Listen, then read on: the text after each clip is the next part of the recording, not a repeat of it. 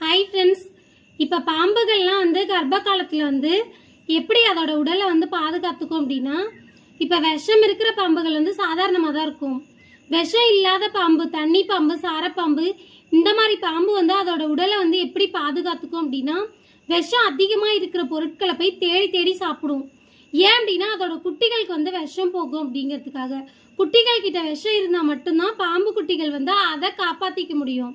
ஏன் அப்படின்னா 24 மணி நேரமும் பெரிய பாம்பால் அதோட குட்டிகளை பாதுகாக்க முடியாது. வளர்ற வரைக்கும் குட்டி பாம்புகள் கிட்ட விஷம் இருக்கணும் அப்படின்னா பெரிய பாம்புகள் விஷம் இல்லாத பாம்புகள் விஷம் இருக்கிற பொருட்களை போய் தேடி சாப்பிட்டா மட்டும்தான் பாம்பு குட்டிகளுக்கு விஷம் போயிட்டு குட்டிகள் அதுங்களை பாதுகாத்துக்க முடியும். இது பாம்பு கிட்ட இருக்கிற ஒரு குணங்கள். இது நிறைய பேத்துக்கு தெரியாது. தெரிஞ்சவங்க விட்டுருங்க, தெரியாதவங்க சப்போர்ட் பண்ணுங்க ஃப்ரெண்ட்ஸ். நான் யூஸ்ஃபுல்லான வீடியோ தான் போடுறேன்.